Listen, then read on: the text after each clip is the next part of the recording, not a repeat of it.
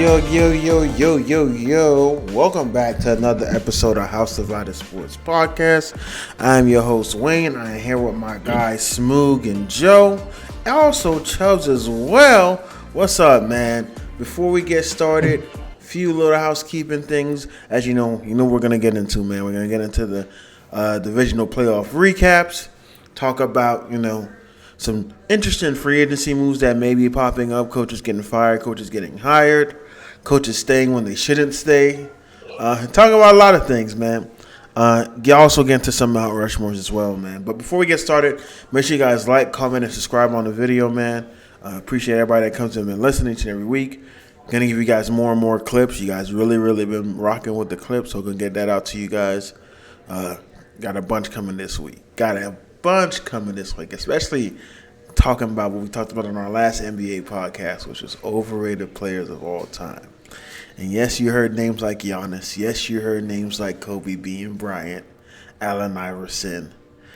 We heard all type of names. But hey, Steve Nash. But hey, listen back to the episode. This episode we're gonna be talking football, man. Talking football. We'll get into some overrated football players because we got some that we're gonna talk about this week.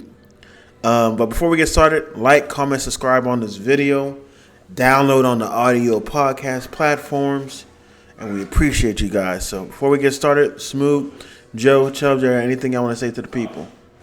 I got one thing. Hey, Joe, if you guys were listening to last episode, we ended with a very positive football note. Me and Joe were very happy. Coordinators out of here. Now this is a football pod. Ravens flock.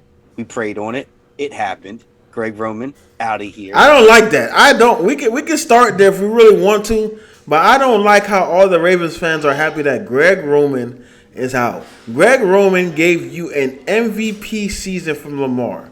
Greg Roman, let me finish. Greg Roman had you guys as a top 10, top 5 rushing attack every single year.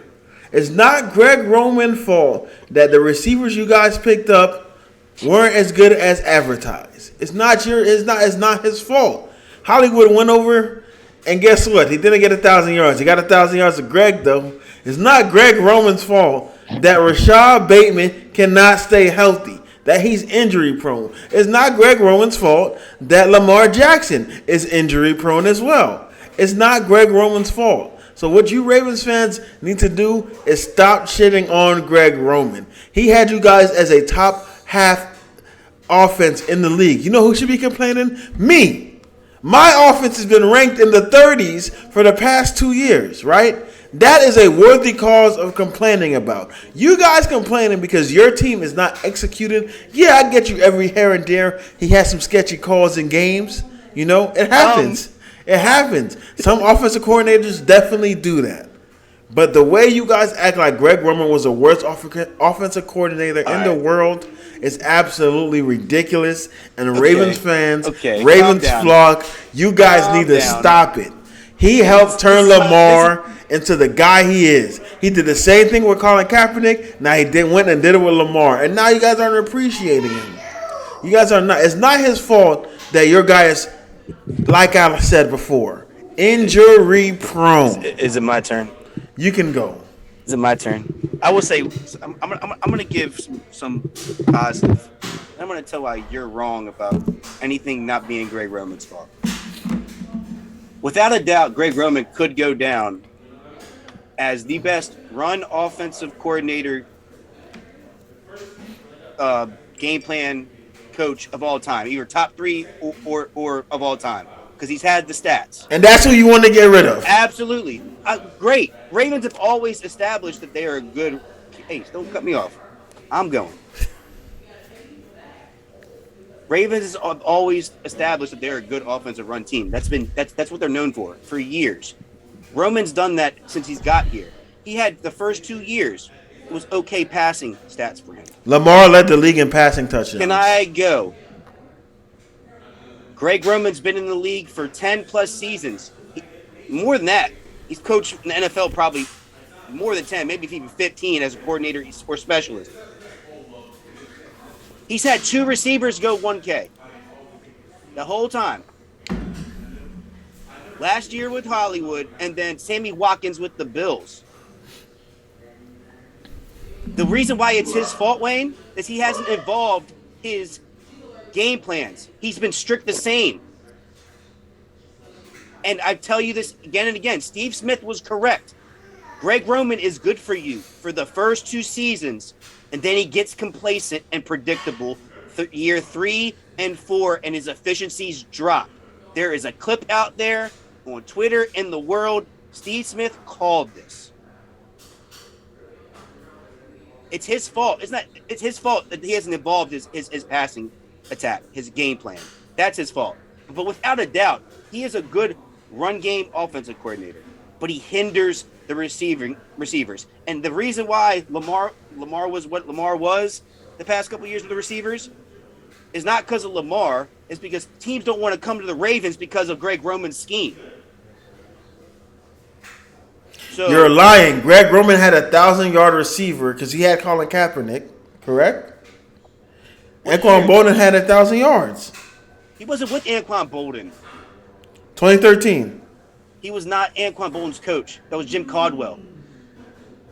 Then we got rid of him after. I'll double check. We got rid of Anquan after the Super Bowl when we beat Greg Roman's team in the Super Bowl. I'm talking about Greg Roman had Anquan Bolden the year before he went to you guys, and he had 1,000 yards.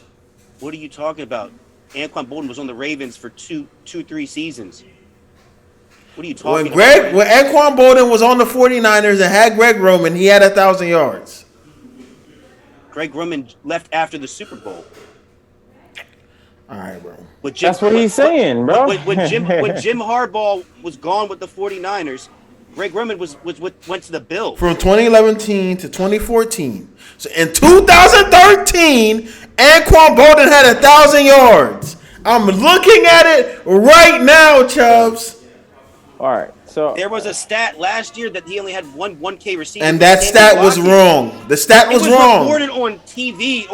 On Chubbs, CBS. he coached a team from 2011 to 2014. And in 2013, a receiver had 1,000 yards and 7 touchdowns. How many? Okay, cool. 3. Let's just say 3. How many years has he been a coach, Wayne? Is Hollywood Brown and Sammy Watkins good receivers? Are they great receivers? How many years has he been a coach? How come his game plan has never evolved past a good? So you tell me he had quarterbacks. He has been top 5. Time out. Wait. He had quarterbacks. Stop, Wayne. Wait. So Greg Roman had quarterbacks running the ball the entire time he's been in the league. Wait. Top 5 rushing attack. He has not exceeded past 25 or so in his career as an offensive coordinator. That's shitty. Yeah, I mean, smooth. I mean, that's shitty. He's only been an offensive coordinator in the league since 2011. So what you're telling me is he only been offensive coordinator for 3 teams, and every single team he has not been offensive coordinator for 12 years, Chubbs. 20. Oh yeah, it's 12 years. It's 12 years. 2011. Thank you. Right. I know math. So every single team he has went to, their best receiver has had 1,000-yard season. And you're not listening. What did I say? The first 2 seasons is always straight. 2013 will be the 3rd season. After year 3, 2011, 2012, 2013. It plateaus and it goes downhill. How are you going to defend this? I've been watching this the last 3 years. So you want your team to throw the ball more? Is that what you're saying? I want it to be a pro style. Time out. Quarterback did in college. The best quarterbacks that he had Lamar's the best quarterback he's had. Yes. The best thrower quarterback he had, arguably, might be Lamar. That's how is he going to do anything with that? But he had Tyrod Taylor and Colin Kaepernick as his other 2 quarterbacks. Wayne, the thing is, you have a guy that can throw the ball, and in college was a pro-style quarterback that he was in shotgun, and you're limiting him just because he can run the ball more. And he's not throwing the ball downfield. I think it also plays into your personnel. Y'all don't have. He likes tight ends too. He was a tight end coach before all this. Y'all don't have receivers. Y'all barely. Y'all receivers were so slim this year. Based off injuries and based off injuries as well. If y'all didn't have injuries, y'all would have a receiver, right? But yet when y'all did have a receiver, he got 1,000 yards. When y'all did have Lamar that was healthy, he won MVP. He was throwing touchdowns. He led the league in touchdowns. And he continued to lead the lead in rushing. Y'all was one of the best rushing attacks in the NFL. So, I said this all year. Like I said for Ravens, man, I think y'all came down to execution. I think that's why y'all lost games. For y'all to still go 11-5, 11 and what? Bro, whatever stat you saw, they are wrong. Michael Crabtree had a 1,000-yard season with him in 2012. I don't think Greg Roman's a bad coach. I think Greg Roman just had he just dealt a bad hand this year. This year, it was just like, yo, you don't have. We came in saying y'all have no receivers. So what you expect? But the problem with that though, Joe, is and this is the grand picture to all this. Nobody wanted to come to the Ravens because of the scheme. So the Ravens have to dig deep into the draft with the receivers, and that's hit or miss. We all know that, depending on what type of receiver you get. Then that's what they have to do all the time to get a receiver, because of the system. Right. Okay. The system is holding the team back, now, and that is on the offensive coordinator. But when you look at that, is it really the offense that's terrible? Or is it people Ravens fans be lying on Greg Roman's name? Not your players staying healthy. Because when you look at this season, y'all won more than 10 games. Y'all was 1 game away from winning your division. And he was producing. Y'all was top 5 in the rushing attack. So I don't understand. Okay. Like y'all boys was killing the game. Can I rebuttal something, please? Can I rebuttal something, please? Go ahead, man. So Ravens fan, whatever propaganda that was placed on Greg Roman was a lie. In the 4 years that he was offensive coordinator with the 49ers, three of those seasons, his receivers had we had a receiver that had 1,000 yards. The only season that he did not is because Michael Crabtree got hurt and missed 3 games, and he finished the season with 800 yards. So, are we talking about what quarterback was Alex Smith? No, Colin Kaepernick was the quarterback. Colin Kaepernick was only took over. He was quarterback for 3 of those years. I could have swore Kaepernick I'm looking the roster every time. Can you stop? I swear that when Colin Kaepernick took over in the spotlight was when they went to the Super Bowl that year. He got his starting spot back. That Packers playoff game. Was that, or am I wrong? And he snapped. 2011 was a year that Colin Kaepernick. 2011 was the year that Alex Smith was the quarterback and went 13-3. And then after that, Alex Smith got hurt. And then from 2012 to 2014, so 3 years. They lost to the Ravens. Colin Kaepernick was the Colin Kaepernick was the quarterback of that team. Regardless, Wayne. And the year that Alex Smith was the quarterback that's played the whole year, that's the year they didn't have a 1,000-yard receiver. Just FYI. When Colin Kaepernick was the years they had all the 1,000-yard receivers. So wait. Okay. But at the end of the day, you are defending Greg Roman as the Ravens coordinator right now. I'm saying you guys are making it seem like he was trash, when in fact he was not trash. You've seen the Ravens offense the last 3 seasons, right? You guys look well versus everybody but us. What were you guys telling me the whole time when Lamar was playing that they couldn't what? That was a Lamar thing, not a Greg Roman thing. They can't throw the ball. That's a Lamar receiver thing, not Greg Roman thing. But back to what I'm saying. Back to what I'm saying. Are we blaming Lamar? Are we blaming the system? Are the reason why receivers didn't come? Blame personnel. That's what we can blame. Because it's a fact. It was reported that the reason people didn't come was because Greg Roman's system for receivers. But also, again, personnel. Ravens are not the great at drafting. Y'all don't have a lot of drops. And we got to draft receivers. Don't y'all have a lot of drops this season? Not as much as the past couple of seasons. But y'all always have a lot of drops. Pretty much, this year right? They didn't drop a lot, honestly. But it comes down to execution again. That's my thing. This year was play calling a lot. I don't know. It was a lot of plays that you said that Greg Roman was calling dumb plays, but if they were to execute, if the play would have worked. Bro. People were open. I've seen a couple. 300-pound fullback. Like I said, but I've seen a couple. Touch the ball so many goddamn times this season. Y'all right. He should just be blocking. He should just be blocking. He's not Kyle Juszczyk. You used to talk him up all the time. Mm-hmm. Hey, that's a Pro Bowler he disrespecting too. Hey. Right. It worked the first 2 seasons with the play action, but people fucking know now. Stop running it. Get more weapons. You get Rashard Bateman. You get Rashard Bateman and he's hurt. Rashard Bateman before he got hurt was on pace to have a good year. But he can't stay healthy. But then it's Greg Roman's fault. And then your quarterback get hurt.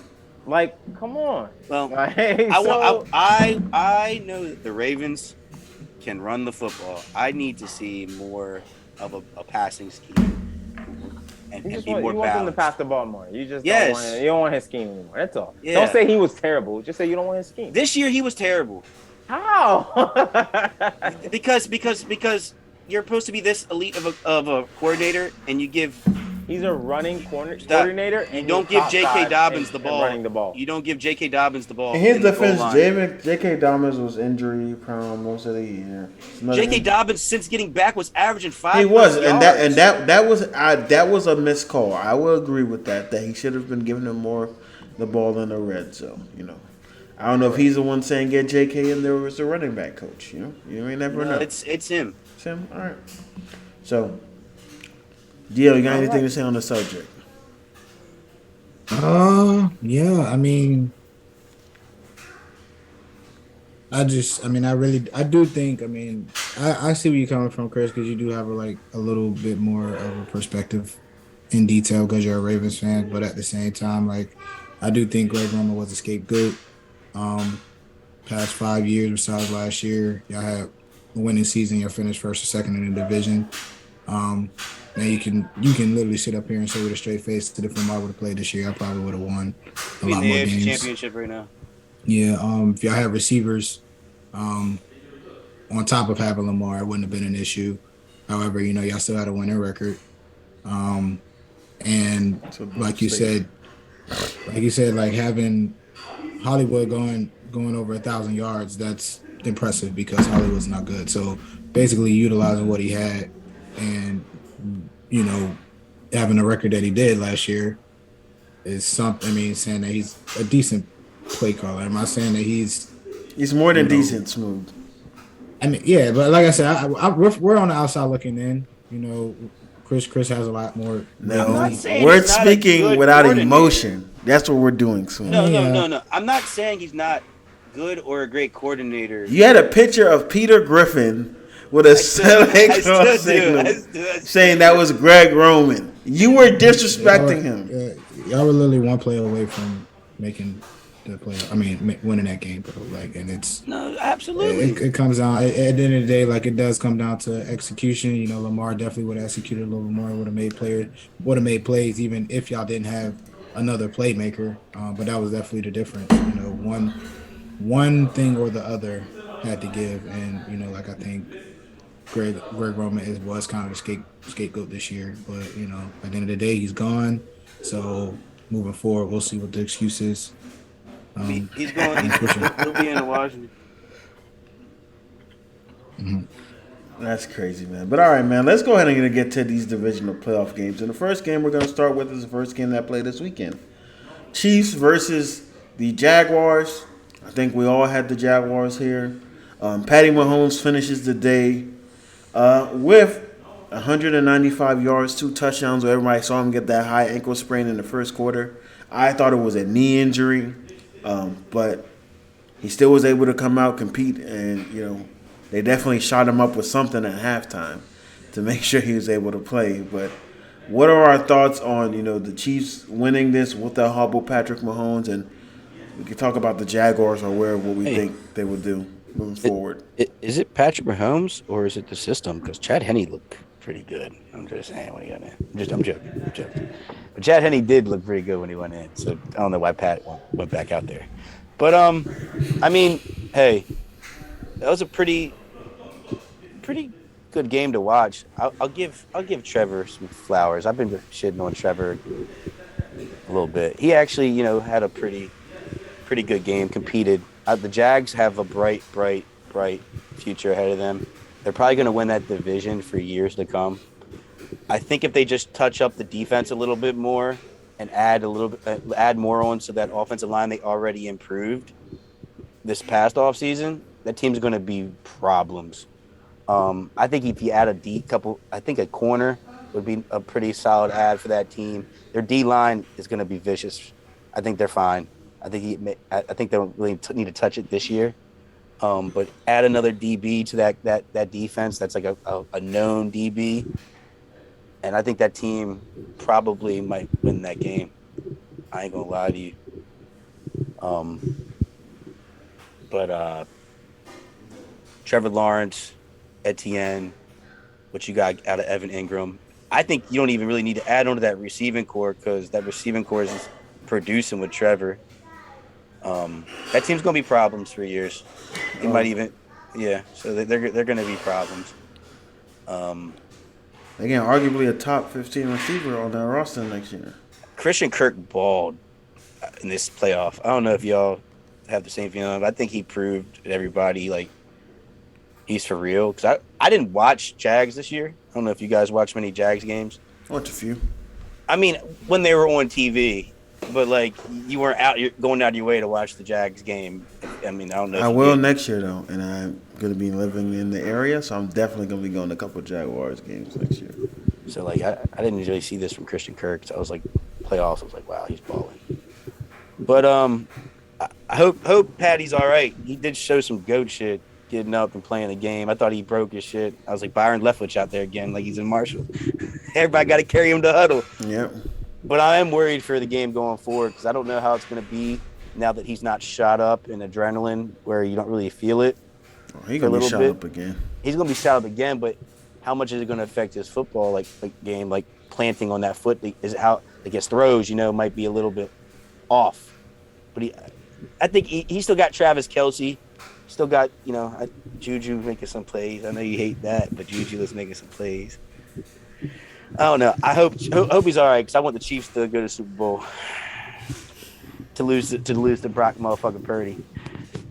So, but it was a good game overall. I like when games are close. It's not a blowout. I was upset with the next game we're going to talk about eventually, but yeah. All in all, yeah. That's all I got. I agree with most of the things Scott says. But I do disagree they should get another receiver. Not at number one, maybe a number two. I don't think their number two is good enough. Just by watching a couple games. I watched a couple games. I'm not going to say I watched a bunch. But just watching them and just kind of knowing what he is, Marvin Jones, I think they should... he is a free agent. Yeah, I think they should just definitely get a number two to help him out. I think Trevor made a lot of those guys look good. Now, I'm not taking anything from Kirk. I think Kirk played amazing, but I think Trevor just shined a lot more this year and made them look a lot better than what I would say a little bit better. But he made them look better. Just to let y'all know, they are having Calvin Ridley's on that roster, so. I forgot about that. About Calvin. So maybe I was right. You don't need to touch that receiving core.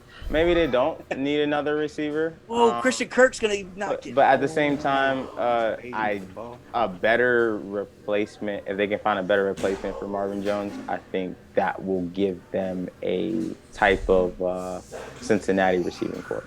Kind of like, all right, these guys can. I like Calvin, Zay. Calvin, Zay, and Christian Kirk. I mean, Zay, but again, Zay would be a number two. And they got Evan Ingram, too. I don't think they do have Evan Ingram. I don't think Zay Jones will be a number two on a lot of teams. Not on like some teams. On some teams, he will be a number two. I think this is what I think, especially in the AFC, because the AFC defenses are typically a little bit better than NFC. So I think that they should have a number three that can play a number two. And I don't think Zay Jones is that. I think Zay Jones I think there's a gap. You got Calvin and then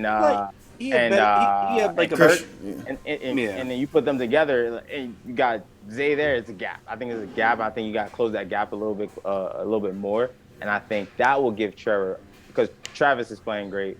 And they have a good backup running back that could come in and get it done. But I think all they need to do is I think they get that one piece, the offense is straight, and work on defense. And that one piece can probably be from free agency.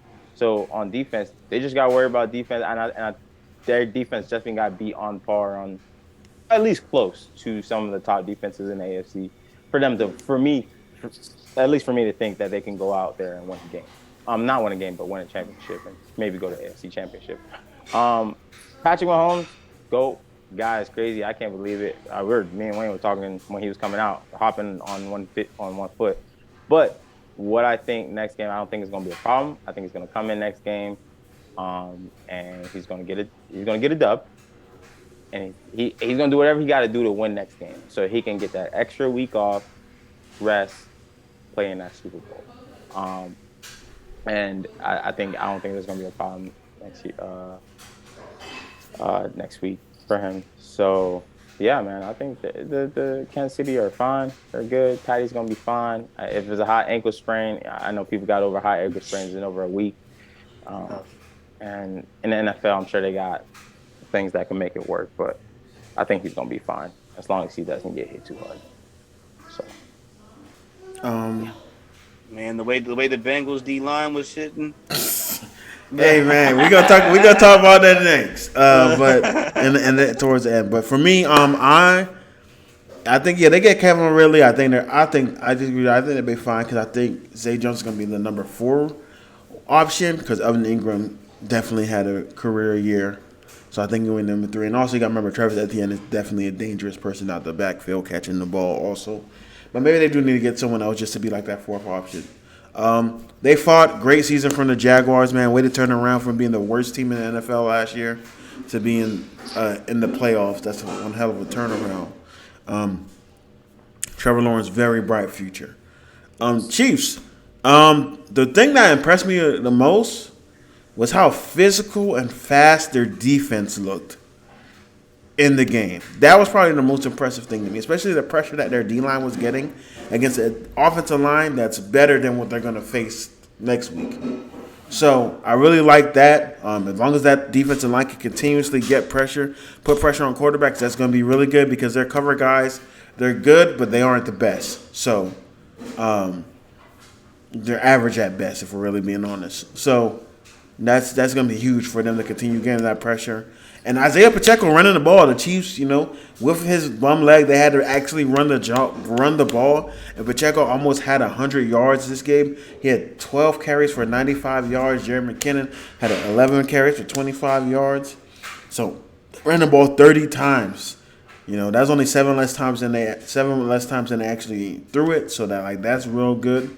Obviously they was protecting Mahomes, but if they can run the ball 30 times, get about 4.8 yards a pop, I think that's really good for them. So that was the most impressive thing. The way they were able to run the ball and the way they were also obviously able to get pressure on Trevor Lawrence and crew. So. I think the Jaguars definitely moving in the right direction. But I will say if Patty Mahomes would have played the entire game, they probably would have dropped 50 on their head. Healthy Patty Mahomes. He had 195, 8 incomplete passes, 2 touchdowns. He probably only came back in because the game got a little bit closer, or it was closer than what they thought it would be. However, I do disagree with y'all. When it comes to, I think Joey said that they do need another receiver, and y'all know I like the phrase by default. Christian Kirk had those numbers by default. Oh my God, bro. Evan Ingram.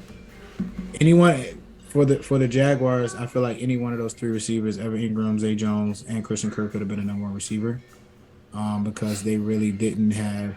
Because if you look at it, their stats are pretty similar. Of course, Christian Kirk had the most, 1,100. Zay Jones had a little over 700, and Evan Ingram had 800. But there were games in which those 2 players, Evan Ingram and Zay Jones, they weren't even close to cracking 100 yards. I think they had like 2 games in which they got over 100 yards.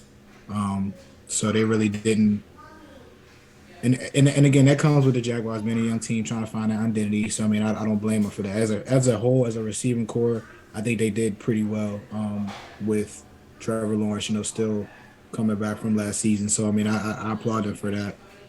However, you do need um, a big playmaker. Christian Kirk not gonna get the job done. If they wanna actually get playoff wins and make a run, I feel like you do need to add somebody and make somebody like Christian Kirk your definite number two. You don't feel like Calvin Ridley's that? No, I don't feel like Calvin Ridley. I feel like Calvin Ridley's a number two on other teams as well. But we're having conversations. Calvin Ridley was top 10 a couple years ago. I was about to say, like, when Calvin Ridley was playing, he was one of the top receivers in the league. They got rid of Julio because Calvin was balling. Y'all really think that Calvin Ridley is the number one receiver on the line? Yes, bro. 100%. So I want you to name if you think he's not number one. Name me 20 receivers better than Calvin Ridley. Right? Bro. It's only 32 teams, bro. Like, come so on. if you all right, name me 15 receivers. Name me. That's why I give you 32. Give me 15. All right. So you just naming the teams he'd be starting on. All three of the Bengals receivers. No, T. Higgins is not better than Calvin Ridley, bro. T. Higgins is balling though. When Calvin Ridley was healthy, he's not better than Calvin Ridley, bro. Look, bro, you said Tyler Boyd was better than Calvin Ridley? Hey, you know Calvin Ridley and Amari Cooper the same age? Yeah. My point is, I'm not saying Calvin Ridley isn't a good receiver, but he's not the main target, bro, on a lot of teams, unless there are teams who don't have a receiver. Just like Christian Kirk, by default, is the number one receiver for the Jags. You think that if they go out and get somebody like D-Hop, they go out and get somebody who is in the free agency testing the waters, that Christian Kirk won't automatically be a number two receiver? I agree with that, but I don't think Calvin Ridley's in the same status as, like, when he was last healthy, he gave you 1,300 yards, 9 TDs. That's not a number two receiver. Playing with who? Calvin Ridley played is about 50, to be he played 15 join the Jags and be the number one receiver. Playing with who? Playing with who? Who was their next receiver? That's my question. And that's similarly what I'm saying about Christian Kirk. Calvin Ridley was with Julio. He has 1,100 yards. It's similar to what we were saying about Hollywood last year. He's the guy, so of course he's going to have that many yards. But it's also different playing with Matt Ryan, which Matt Ryan wasn't. I wouldn't say at the time was great. And that was that was he's a vet. He's a vet, but he was playing with Julio that year. Julio's washed. He is washed. Yeah. I don't know, man. They brought. You just said they brought Calvin Ridley to replace Julio, so of course he was going. Bro, the year before that, Julio had 1,300 yards, bro. We can't do that, bro. I mean, Julio did get hurt. He missed 10. He missed. Can I ask y'all something? He missed 7 games. Julio? Is Julio still?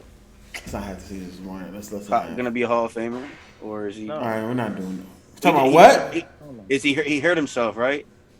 These past couple years. Wait, you said no to Julio not being a Hall of Famer, Joey? Why would Julio be a Hall of Famer? What has he done as a receiver to be a Hall of Famer? Yes, let's get it. Let's go. Wait, let's what? Go. Wait, what? Let's go. Why would Julio be a Hall of Famer in the NFL? Remember, NFL Hall of Fame is not as NBA Hall of Fame. So Joe, you can't name 20 receivers in the history of the game of football better than Julio, bro. Wayne, are you serious? Are you serious about the receivers, how hard it is for people to get in the Hall of Fame? And you're telling me you're gonna put Julio in the Hall of Fame? Joey. Yo, come on. Julio man. was arguably the best receiver, top 2 receiver during his time playing. Some gasoline. How is Julio not going to the Hall of Fame? Stop it. You can't say there was not one season Julio was, because when he was playing with Calvin Johnson, and Calvin Johnson was dominating. So what was Julio doing? He wasn't like Calvin. He wasn't like Calvin. And to be real, and don't argue with me, because you were saying AJ Green was better than him. So if AJ Green ain't going, so what you talking about?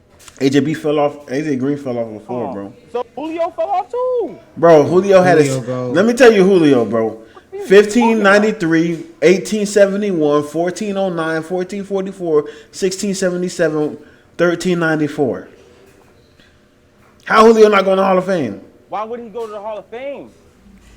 Julian Edelman going. Nah, stop that. Edelman got 3 rings, bro. Julio ain't got none. So I mean, No. I don't see him going in the Hall of Fame, bro. If he goes in the Hall of Fame, he's not. I don't know. It's probably gonna take him a long ass time. It's probably gonna take him a long. So tell me, who are the right now in the game? Who are the Hall of Fame receivers to you? If Adams keeps it up, he'll make it. Why Devontae can make it, but because and this is the question. Julio has basically fell off these last 3 seasons. Julio had at least 2 years where he was the best receiver in the league, right? How many years? He has a lot of that. A lot. I mean, he had a lot.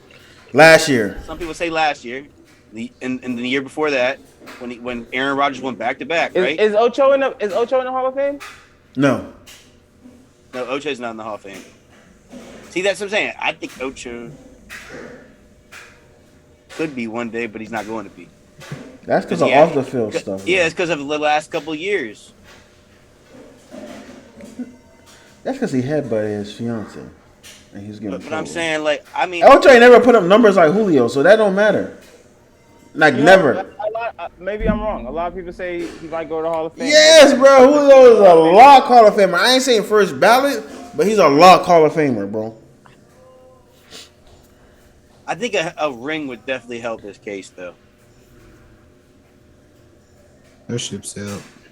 I think a person without a ring to like Julio hasn't. So you gotta win a ring to get in the Hall of Fame? Julio hasn't even been to the helps. Super Bowl, bro. Julio been to the Super He's been to Bowl. Super Bowl. Did he? They blew the 28-3 lead. Did he play? The 28-3 lead. He played. He played. He was the only person. He was the only person playing in the second half. He got yards. He didn't score a touchdown though. Oh, I couldn't tell. That was a crazy comeback. Bro, he had one of the craziest catches in that, outside of Julian Edmonds stuff. But again, the only person I would look at, I'm looking at somebody that hasn't been to a Super Bowl. He been to Super Bowl. And is Larry Fitzgerald. Larry Fitzgerald is one of those guys. I'm like, yo, he's a lock. He's a Hall of Famer. Yeah, he's a Hall of Famer. Yeah, exactly. Locked. So like, but he ain't. But he ain't never been the best receiver in the league. So why he can't? Why Larry? Because Larry don't drop balls. He scored touchdowns, and he was Larry Legend. like, it's Larry. Come on. Like, I'm not gonna be like, oh, it's Julio. I'm not. I mean, It is Julio. It is. Nah, but again, we're not saying oh it's Julio because like he's still playing and he's slumming. That's why. That's what it is. I'm That's asking. really I'm why. asking these last has these last couple of years when he has been on the field hindered his possible potential legacy. I mean, but they got him going, bro. They say he's That's all going. I'm So, shit. They say Larry Steve got Smith going. 2 times touchdowns. They say Steve Smith going to it too. Nah, so, Steve Smith's not going to no Hall of Fame. They got him going. They got him going with the whole thing. Like, it's. Good chat, bro. Calvin really ain't the number 1 receiver, though. Bro, yes he is. You didn't give me 15 receivers better than him, bro. I can. I just don't feel like naming. Nah, you told me the 3 receiver. You told me that Tyler Boyd was better than him, bro. I'm not hearing that. Tyler Boyd's the 3rd option, still putting up numbers. He's not better than Julio. I mean, not better than I didn't say that. I just say he's not a number 1 receiver, bro. Like that's Calvin, what really? misconstrue my words, bro. Like Calvin, No, you said give me all 3 receivers from the so Bengals. Tyler Boyd wouldn't also be a number 1 option on the team, bro. That's what you're telling me. On the Ravens. Tyler Boyd, I don't think Tyler Boyd would be a number 1 option on the team. And just like Calvin really would be a number 1. No. Just because you get the ball Probably the the most Bears. does Yeah. not make you a number 1 receiver. Packers. No, see, the difference with Tyler Boyd is going to be a number receiver on the bottom 5 teams. Packers for sure. I don't know on the Packers. He would be a number 1 on the Packers. He better than Al Lazard, No, though. Shut Watkins, up. man. Watkins took that job, bro. Yeah, he's still a number 1. Anybody can be a number 1 if you throw him the ball, bro. Oh, no, it's not, bro. That's how that works. Juju bro. couldn't be a number 1. He a number 1 on the Chiefs. Hey, Juju couldn't be a No, number he 1. not. He's ahead of Juju. Juju ain't the number 1 receiver. He's ahead of Valdez Scantlin. Tyler Boyd's not better than Juju. Stop it. What are we talking about right now, bro? What are we going off of? What do you mean? What are we? Nah, We're going bro. off this year, bro. That's wild. No. Juju don't even get on the field half the time. What you mean? Juju had 1,000 yards. Stop disrespecting Juju, right? What did Tyler Boyd have? Tyler Boyd I don't think be. just under. Tyler get. Tyler Boyd, they drafted He's the third more option. receivers to get him down to the depth chart. That's a guy who was a number one by He's default. The third option is still.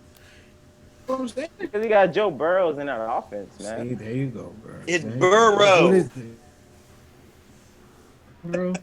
He's supposed to be open when the first two options aren't. So Tyler Boyd was drafted as a number one. No, he was always drafted to be the number two because AJ Green was still there. And then AJ Green left, and they was like, we gotta get somebody to be a number one. They didn't do that for Calvin. Fact. Moving on to the next topic. Yeah, let's move on to the next topic because I can't believe y'all disrespected first Julio and Calvin Ridley. And Greg Roman. No, yeah. First we start off with a Greg Roman disrespect, and then we went there, man. All right, man. Let's talk real quickly about this Eagles-Giants game. What are our thoughts on this? Eagles destroy, come out, flat out dominate, don't even make it close. How do we feel about the Eagles moving forward? Expected. Yeah, they got the team that's like on paper across the board. They're not lacking in any areas. So they cooked them in the regular season, cooked them again. I know I picked the Giants. I was looking for upset, but it's expected. Like if they did anything less, then I would have probably been disappointed. Really. I mean, but still think the 49ers defense is going to give that team problems, but the Eagles have basically showed why they are the number one seed in the NFC for a reason. Like I said, I kind of, when I watch playoff games, unless it's my team playing, I kind of want to see close games because like they're always exciting to watch. And when a team just comes out and kicks the shit out, it has 21 points the first half, like close, like they had 21 points like halfway through the second quarter, 21-point lead.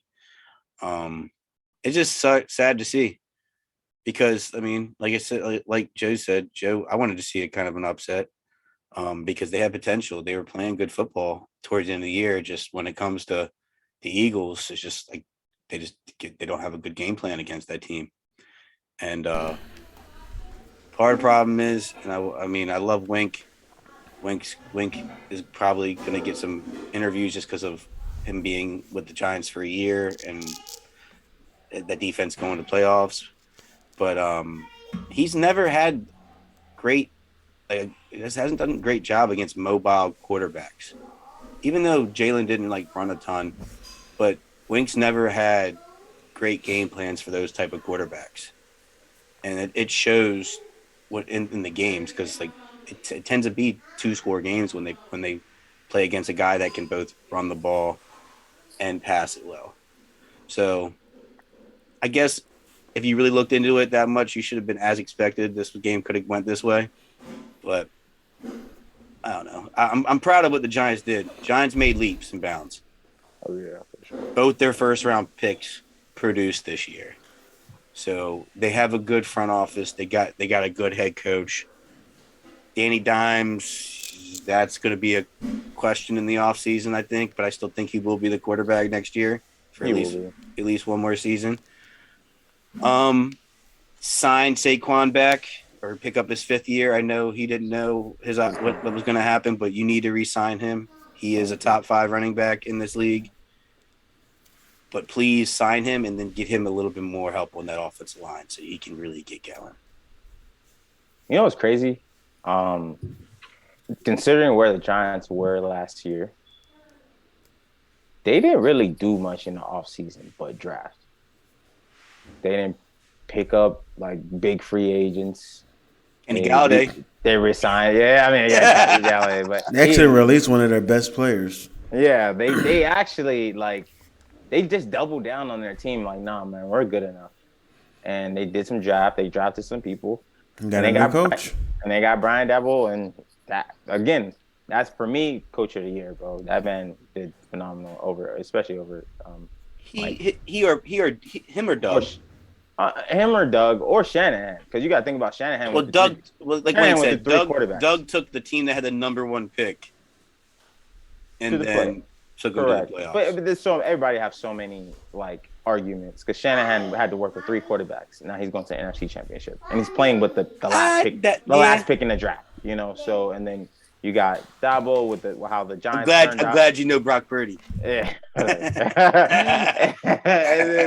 the Giants and all, and but and they all have great arguments. But the Giants is so great, man. I knew Saquon was gonna come back and do his thing. It's crazy. 3 teams from that division made it to the playoffs. They compete, and I think that division is gonna get more competitive down the road. We'll talk about the other guy, the star himself, Cowboy, later. But that is gonna be a competitive division. I'm excited to watch the Giants play. If they get Saquon back, hooray! I hope they don't. Dolphins pick him up, but bro, you Dolphin and Heat fans, dog. Y'all don't know when to not. Oh, wasn't you the one that was like, I want D-Hop. Give me, bro. Give me Bobby Wagner. Wide receivers. Give me Zadarius Smith. Well, Zadarius was a Raven, so. But you guys want every little superstar. Whenever there's a little thing. There's a little thing. This little thing comes out. It's South Beach. It's South Beach, man. We like flashiness. Just a little white line, but really white line down in South Beach. Why right? not? It keeps them going, Chubbs. It keeps them going. Yeah, right. Yeah, right. Fucking ballers. That's what we do, man. But yeah, that's all I got that's all I got for the Giants in that game. Yeah, no, I think it was expected. I didn't think the blowout was going to happen, but I mean, it kind of confirms what I've been saying about the Eagles receiving core all year. Straight up cook, the best receiving core in the league. No, it's not. No, it's not. Best receiving core, not players, not individual players. The Bengals got the best receiving core. But Tyler Boyd isn't no receiver on any other team. Tyler Boyd is the AJ Brown is the best. First of all. Who is the third receiver on the Eagles? Dalton Schultz right now. On the Eagles, Dalton Schultz. I'm sorry. I don't know what I'm saying. Quez Watkins. He's not Quez better. Watkins, yes. He's not better than Tyler. That's not the argument. I didn't say who's better. T. Higgins better than Devontae Smith. So they're 2 receivers. AJ Brown is by far better than all of those receivers. So AJ Brown's not better than Jamar Chase. Please stop. That's the debate. AJ's better. That's not a debate. That's not a debate. No, it's not. No, it's not. Why? That's a debate, bro. No, it's not a debate, bro. Please stop. Tell me why that's I don't a debate. even like them, and Jamar Chase is better than DL, tell me why that's a debate. Why is it not? You know why? Hold on, guys. You know why? Because we were talking last offseason about top 5 receivers going in the year, and Jamar Chase was in the conversation. I didn't hear AJ Brown. AJ Brown was in the conversation. He was not in no top 5 conversations. Yes, he was, bro. No, he wasn't, bro. He was never. Stop capping. Stop capping. We're just asking if him or Terry McLaurin is better. Please stop. We never said that about Jamar Chase. Please stop, bro. Please stop. It's not. That's not the best receiving core. Yes, bro. It's not. AJ. So AJ Brown better than Stephon Diggs? No. But Jamar Chase ain't better stuff on Yes, he is. Jamar Chase is better. Now Jamar Chase is better stuff on Diggs. Yes, he is, bro. Y'all have recency bias. Y'all was calling Stephon Diggs the best receiver in the league at one point, bro. At this year, Chris, were they not? At this year, the beginning of the year. Stop. Chris, were they not calling Stephon Diggs the best receiver in the league? Stop. I never said that. That's a lie, bro. You're lying. I always said Jettis was the best receiver in the league. What I will say, DL, if we're talking about my personal, and everybody can hear me out, because this is what I said. It's on clips. Last year, my top 5, by order, was Cooper Kupp, Devontae Adams, Jay Jettas, Jamar Chase, and my number 5 was what, guys? You said Diggs. I said Diggs, and who was number 6? Tyreek Hill, which was completely wrong. Right, but who was in front of Diggs in my eyes last year? Jamar Chase. Yeah. That was my 5. Everything you praise Jettis for doing, Jamar Chase is doing the exact same thing. And wait, just go back to the best receiver core. I can't believe he said AJ Brown was better than Jamar Chase, bro. Like is AJ better than Tyreek?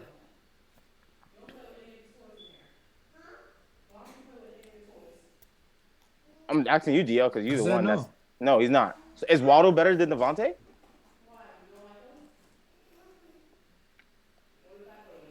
No. Maybe. No. What? Waddle was like in top 10 receiver this year, right? It's a debate, bro. Because we were just on Waddle. We were just on Waddle for being trash, bro. Like we were just on him for being garbage. That was recency. Now you talking about now he talking about recency bias. Wait. I'm not talking about. I didn't call him I'm going off of the fact, bro. I'm going off the fact that Devontae Smith is a number one receiver on any other team. I'm going off of the fact that Devontae Smith is a Heisman winner out of college, bro. Oh my God, bro. We're not doing this, bro. Get out of here, bro. Oh my God. So why are we bringing college in this right now? Why are we doing this? We not going translating this to the NFL, bro. He's still having impact in the NFL. You know the only reason why he won the Heisman because the best receiver on the team was hurt, which was Jalen Waddle. Jalen Waddle was literally hurt that year. That's the only reason he won that. Literally. And coming into the season, Waddle has had better seasons than him both years. So how is it a debate? As a receiving core, bro. But even as a receiving core, if AJ Brown is not better than Tyreek, if Waddle is better than because Tyreek, because I always say Tyreek Hill is what he is because he's literally fast as hell, and nobody can check that, bro. You can't check speed, bro. At first, I give you Gardner Tyreek, can. Bro. At first, it was Patrick Mahomes. Oh, he's great because he got Patrick Mahomes. When he left, the whole doubt. I've never said that. Well, wait, stop. In the beginning of this season, there's two people on this pod that said he will not ball out with Tua because Tua don't have the arm. He turned out to have probably his best years ever in his career. No, touchdown wise. Who you pointing at? Because I never said that. I said Tyreek Hill was the best receiver in the league because he's fast. Well, no. Coming into this season, y'all said Tyreek was not going to do what he did at Kansas City. I said that. I agreed. And he didn't. I don't think I said that. He had the almost the most yards this year. He just didn't have a lot of touchdowns. A lot of Julio action. But he still hold on. You taking yards or touchdowns? Why is AB better than Julio? Because of touchdowns. Guess what? Guess what made our receiving core so good? We had Waddle scoring the touchdown. So that also playing to your argument. So like I don't understand what you're saying. This is the best receiving core. It's just crazy. There's multiple receivers. I don't see it. I just don't see it. Don't say multiple, bro. I don't see it. It's the Bengals the best. Yeah. Because there's it's. Bro, he it's said not even AJ close. Brown better than Jamar Chase, bro. Yeah. No, I don't see it. And yeah, they do got a better tight end than the Eagles, but Hayden Hurst actually does. Like I can see you arguing the Stephon Diggs. I don't see it, but I can see the argument for that. Smooth, but AJ Brown. Hey, and Wayne last year for Kansas City, he scored 9 touchdowns. He only scored 7 touchdowns this year, so it was only 2 less. Not that much off. He had 500 more yards this year. So, hey, he did say he likes Tua's arm better than Patrick's. He did say that. So put it there. He would have had like 12 touchdowns if he had Patrick's arm. I'll tell you that. All right, so. Y'all wilding on the pocket. First, Julio not a Hall of Famer, and AJ Brown better than Jamar Chase, man. Y'all are hilarious today, man. I appreciate the content that we're dropping. Yeah. Next, man, let's talk about the Buffalo Bills and the Bengals. The first thing I want to go with Chubbs.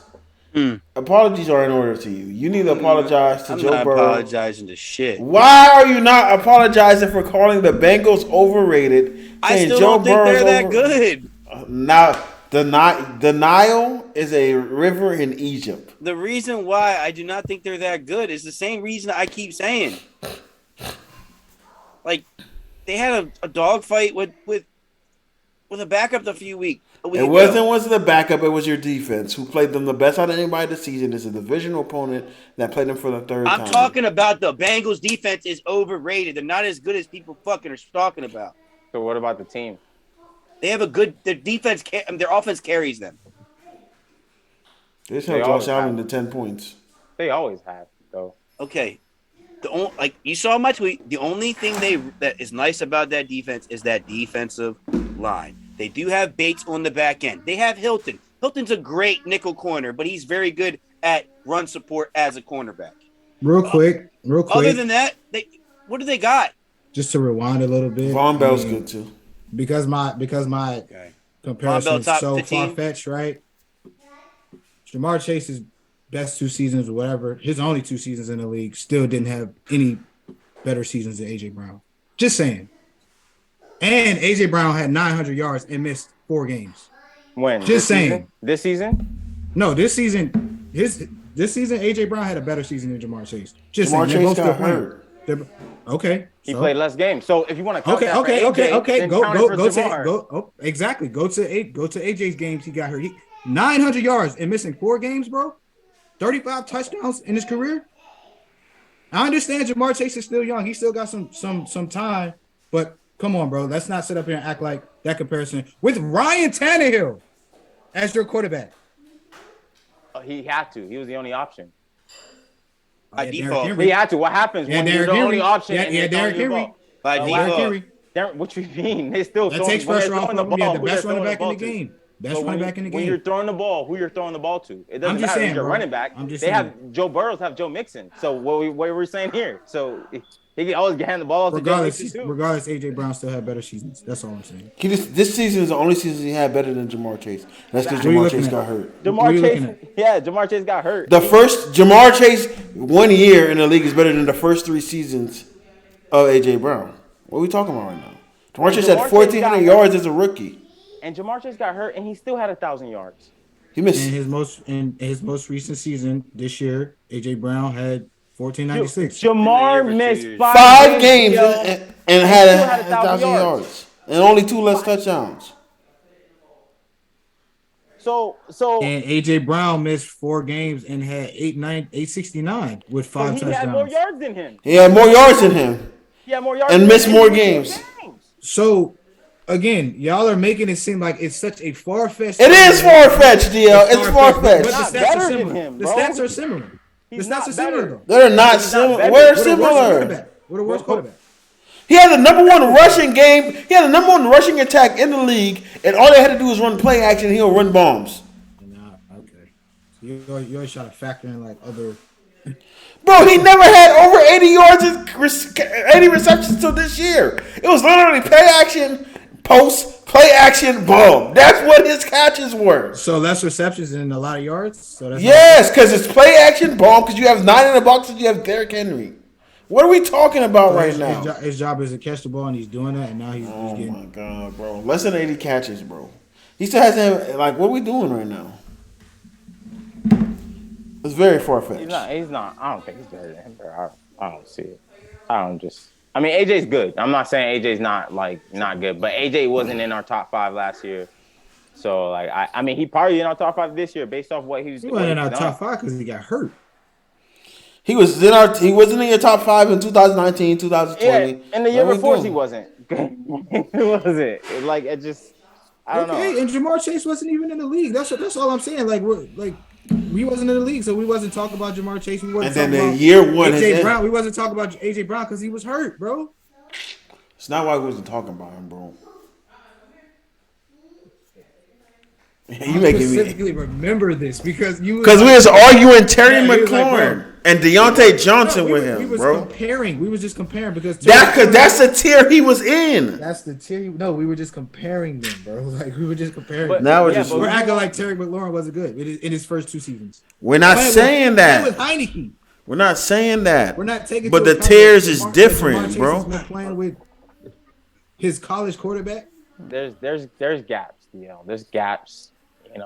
And that's why we were comparing them to certain people because I'm not going to compare Terry and Devontae Adams. I'm just not going to do that. But all right, so let's put it into perspective like we always do. Do you think Jamar Chase? Yes, any team. So AJ Brown goes for 2,000 yards if he's playing with Joe Burrell. No. That's how much better you think he is than Jamar Chase. He goes for 2,000, bro. He goes for 2,000, bro. That's crazy. All right, well, back to say, we're done talking about this. This is crazy. Anyway, let's get back on top of that. Crazy. Yo, the Bengals. 2,000 yards is hard as it is. Come on. Only one guy doing that, Cooper Kupp. That's GOAT right there. Cooper with 200 receptions. Yeah. My guy just got to 80 receptions. That's not happening with Tyler Boyd and T. Higgins on the team. Yeah. That's not happening. 2,000 yards is wild.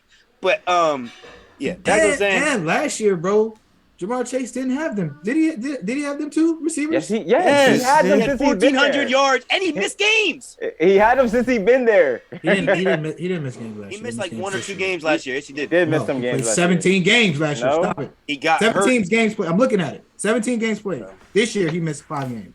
2022, 2021, 17. Either way, they're not close. But yeah, let's get back to the Bengals, man. So the Bengals No, we're not going to end that segment with saying it's comparable. Stop. No, we're not I'm done talking about this. You don't get the last word in this. It's because you said they were better. Next You said he topic. was better. That's what it was. We're on It's the not second far-fetched. topic. That's all it was. That's our third. Come on, like we talk about nonsense going in circles. Because they'll be wilding, bro. But yeah, man, the Bengals. The Bengals. The Bills. Yeah, the Bills just disappointed me in general, man. I thought it would be a closer game. The way they just got completely dominated. Again, I told DL this when the season started, when we had this huge argument about them not being able to stop the run. The Bengals ran all over them all day long. Simple. And then they're not able to run the ball as well. So that's why. So, like I said, if they don't get a big lead on teams and teams keep the game close, they're going to lose. Because they're going to be able to run the ball, and in this case, they can't score. The Bengals defense dominated. Von Miller is good as well, Chubb, so stop disrespecting him. I asked you, top 15? Top 15 safety? Yeah. Top 20. He's average. He's good. You said they don't have nobody. He's so not good. turning anybody's head. He's a top 5 strong safety. He's a great tackler. Top 5 strong safety. If he goes in He's a good tackler. if he goes to free agency, people are picking him up. He's a good tackler. That's why he's a good tackler. He's getting paid. Yeah, so he's a good safety, bro. He's a good safety. But that defense, I look at that defense as I'm not like if I'm the Chiefs, I'm not worried about that defense. That's the same defense that held them to 0 points multiple times. They lost to that defense. That's fine. That same defense that haven't beat 3 in the last 3 matchups. I don't know what you're talking about. It's gonna happen. I hope it's gonna happen. But if Patty's not 100%, then I don't think it's gonna happen. Patty has to be 100% to beat the Bengals. I just don't think this team's that good. I think that's just delusion. But the reason why I'm saying this, and it's based off me. I'm kind of sick because, again, it's all ifs. If Lamar plays and it's not hurt, the whole. All right, now we just putting up. No. He was hurt. It happened. It was over. Stop. The reason why I'm saying Lamar did not get hurt. Lamar already beat the Bengals once this year. We were the first in the division. I didn't think they were that good when we beat them. We were running all over them. If you can run the ball on them, you can win the football game. I agree. What week did y'all beat them? It was like week 5, week 6, something like that. Yeah. I wouldn't say they were good at either then because we were giving them trash. They lost their first 3 games. What I'm saying, and we were like, "Yo, the Bengals are not what they look like," and then they picked it up. I would say beginning of the season, they weren't who they were. I warned y'all. Wayne, you big on statistics and percentages. 8 games, Lamar's played the Bengals 6-2. I said you guys played them the best out of any team. So you guys definitely. I'm saying that's why I don't think they're that. I don't think they're as good as they are. I ain't gonna lie. The Chiefs would much rather playing you guys, even if Lamar was healthy, than playing the Bengals. Just because you guys can beat them, it's about matchups. It's about matchups. You guys have the best matchup against them. So maybe it's just because right. When we have good games, we beat them typically, and I hear all this talk about how great they are. Yeah, so maybe it is a biasy, but still fucking hate them. Yeah, but what do we think about the Bills? What do they need to do? They didn't have a Super Bowl run. It never happened. The window, the potential window that was there, closed. I'm not sure, and I want to speak about windows too, about those type of windows. But I'm not sure how much cap space they have. Mm-hmm. I know injuries, kind of, Von Miller getting hurt, kind of played a big part on their defense. But I agree. Like DL always says, Stephon Diggs been the only guy there, really. Gabe Davis is he's he's good, but they're obviously gonna need more. He's a number 3 receiver at any other team. Yeah, they need someone else. Why the face? Why the face? They need someone else. Gabe Davis, he's a big play guy. He comes in most of the time but what I've seen, this is what I was saying this before. Yes, Stephon Diggs was playing well in the beginning of the season. I would say the first 8 weeks, Stephon Diggs was probably it was between him and Tyreek as going for number 1 receiver in the league at the time. Yes. No, it wasn't, bro. Jettis was never out. Jettis was never out of the conversation, bro. I never took Jettis out of the conversation. I just didn't mention him. The reason why I put Tyreek in there because Tyreek was having great weeks. Jettis was having great weeks too, but there was a couple of weeks that he was off. I'm not saying Jettis was never in the conversation because Jettis always came back. And we all was like, yo, Jettis is still that dude. He's still that dude. And he ended up turning out to be the best receiver this year, having some of the best stats. But going into Stephon Diggs, he had a bad December. Going in the Bills, I've seen Josh Allen trying to go to different guys. I've seen him throw touchdowns to a lot of different people. And sometimes it didn't go well because sometimes those guys wasn't getting open. And sometimes who else he was going to throw the ball to if Stephon Diggs is getting double teamed or if Stephon Diggs is not open or he's getting strapped because he did get strapped by Sauce. Sauce strapped everybody he played against. So, and we have to play them twice. So, going into that, I think they do need another receiver. They do need something else on that offense to help Josh Allen. Because obviously we know Josh Allen can throw the ball.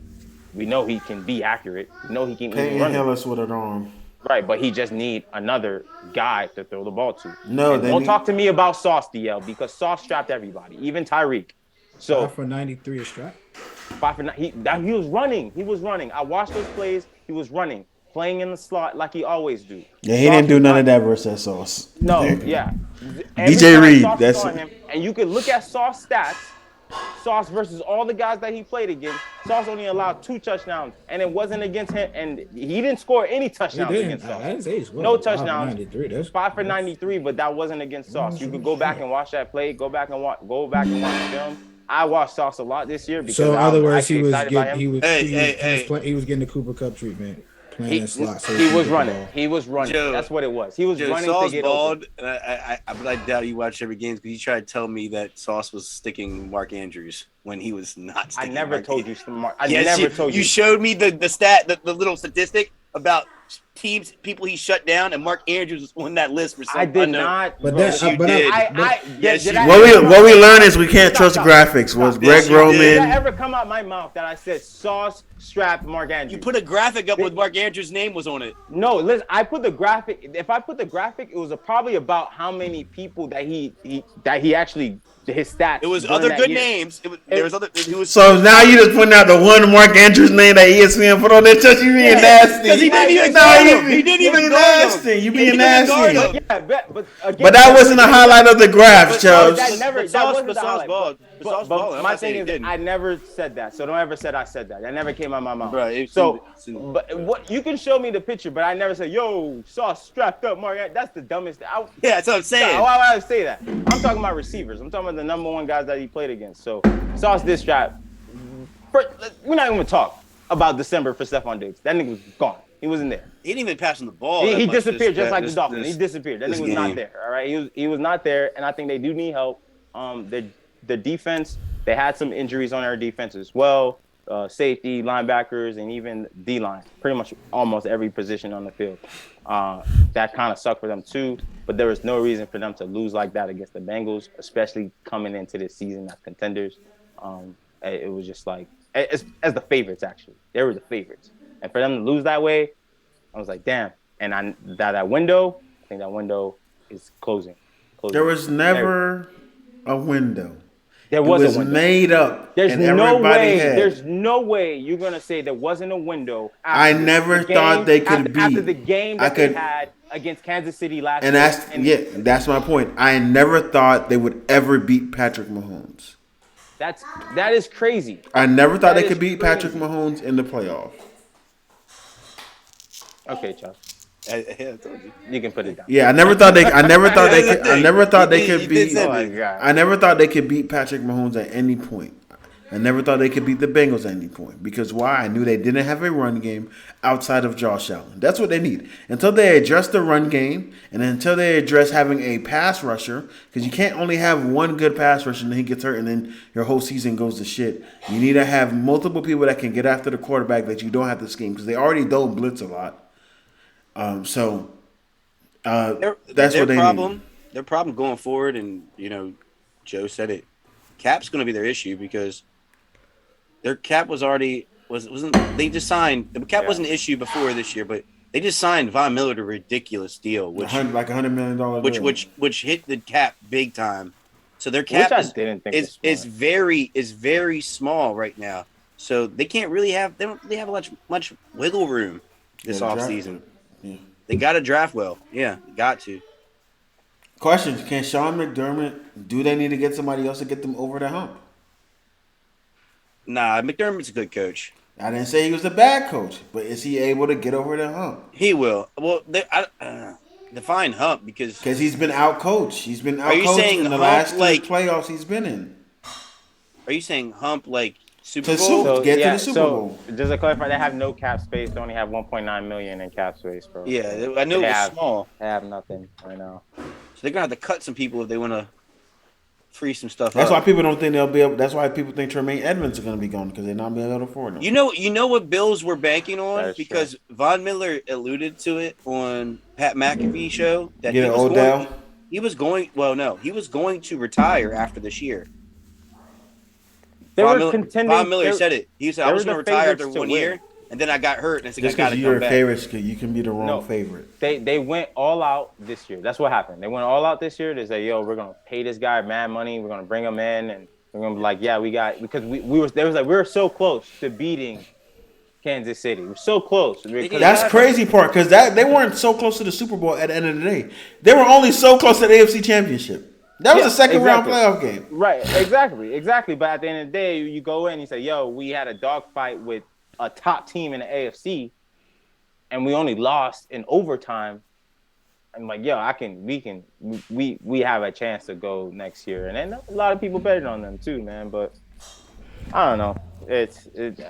I think that window is gone. I mean, next year they're going to still compete, but I think in 2-3 more years, a lot of the guys that we see are going to be gone off that team. So. I got a question, and I know Dio's probably going to be upset about this question. But I saw a lot of people comparing Josh Allen to Phillip Rivers. And we all say Phillip Rivers is what? His career might have been overrated just because he put up a bunch of stats and they didn't win shit. Mike Allstott with an arm. So is Josh Allen overrated? I would say people were wrong when they thought he was the second best quarterback in the league. He is the third best quarterback in the league, which isn't that bad. Which is not bad. There are a million quarterbacks in the league. Bro. I said it's not bad. He's just not the second best. He's the third best. Why you wait? Why? What's wrong with him being so you still think he's the second best quarterback in the league? Because you will sit up here and state everything that you just said when you just was complaining the fact that y'all was losing games. Why? Because TJ Watt was hurt, bro. When you don't have a pass rusher, bro, or somebody who lines up in the box, bro, that plays a big impact on your. What does that have to do with him leading the league in turnovers? That has nothing to do with it. But you sit up here and say that, but you act like they had a losing record or anything close to it, bro. They lost. And even the game they just lost to the Bengals was a Super Bowl team last year. The Bengals were still on their Super Bowl high. They played very well. You just said that they had what is wrong with... Let me talk. Okay. You just said that the Bengals have the best receiving core in the league, bro, right? Mm-hmm. Yes or no? Yeah, on top of the fact that the Bills just had a bunch of people who were hurt, bro. Like, one being one of their all-pro safeties. Big impact. Another one being... What does that have to do with them only scoring 10 points? You keep naming defense to me. You're not talking about them not being able to sustain drive and score points. And him leading the league in turnovers. Again, you keep on talking about this turnover, but winning is it winning or is it turnovers? Josh Allen is that player who does that regardless, bro. We've established that. Is that a good thing? Established that. It's not a good thing, but hey, if it works, it works. If it works, it's not working because they haven't been to a Super Bowl yet. It's similar to Jason Tatum, bro. If he's playing inefficiently but still winning, what does it really matter? Jason Tatum went to a finals and it's more. And I feel like it's. But he's been to the finals. He's been to the place you want to go to. So my thing is what will give them that extra boost is maybe getting another receiver. But healthy Bills team from start to finish, bro, they're at least in the AFC Championship right now. Because we've seen them beat the Chiefs when they were more healthy than what they were. They beat the Chiefs when they were healthy last year and they still lost in the playoffs. Regular season and playoffs don't matter. Have they beat the Chiefs in the playoffs? No, they lost the last 2 times. And they still, and in those years, they beat them in the regular season. Both of those years as well. Having your full team, bro. They had their full team last year. The Chiefs didn't, and they still lost. We talking about this year, bro. Josh Allen played like Josh Allen, got them to where they got to, and of course they just lost because they fell short because I feel like they didn't have. But they didn't get fell short. They got their ass beat. And they didn't get their ass beat. Wait, you was watching the game, bro. Bro, they got their if we was watching the game, they got their ass beat. What are we talking about? It was 10-17. Third quarter is when they started. Bro, at no point in that game you thought the Bills had a chance to win. At no point watching that game you thought the Bills had a chance. 17, we didn't think. Nope. All right.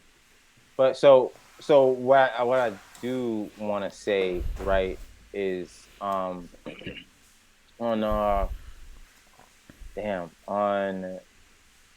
defense for the Bills. I know that they're missing guys. I know that they were missing people. And I understand what Wayne's trying to say. It doesn't matter, like, what that got to do with offense. It actually should help. I wouldn't say help. How can I say? I don't even know how to say this right now. But pretty much, if there's no one, like I said, their defense not playing well, they're not having guys, I don't think that's an excuse for Josh Allen. Reason why I say this is because if we're going to compare Josh Allen to Patrick Mahomes, because Patrick Mahomes is the best quarterback. Just say, are we gonna talk about Josh Allen as if he's the potential best quarterback in the league? What I'm saying, because when Kansas City defense wasn't that good, because this year it was like a surprise. I actually looked. Wayne told me to look it up. I looked it up. Their defense is actually playing pretty well. When Kansas City defense wasn't that good, wasn't like playing very well, they even missing guys on their team. When Patrick Mahomes lost, we didn't entirely blame the defense. He was like, Patty, you got to get it done. The only time we did not blame Patty was in the Super Bowl when he was literally throwing the ball to someone's face. That's the only time we you had no O-line, your guys dropping the ball. But if we're going to put somebody in the caliber of, top 2 quarterbacks in the NFL, you got Stephon Diggs and you got other guys that are capable for you to win those games. I don't see an excuse to say they're missing guys on defense. Yes, they should get another receiver, but at the same time, no excuse. You scored 10 points in a playoff game at home. At home, where you're supposed to be the strongest, right? And it just doesn't make sense. I think I'm not gonna say he's overrated. I would say he's Brett Favre without the championships. He's a gunslinger. He make things happen, but he will give you a turnover that will costly lose you the game. I can't see how many times I've seen Brett Favre cost his team the game by doing a turnover, and I think that's what Josh Allen is going towards right now. And unfortunately, he's in a conference is tough, but I think that's what he's going to end up being, man. Brett Favre. What if his career ends with him putting up numbers but gets no rings. Is his career a disappointment in that sense? No, because he came in the league at the wrong time. He just has to, there's a Patrick Mahomes and a Joe Burrow in the lead. So I would say it's a disappointment.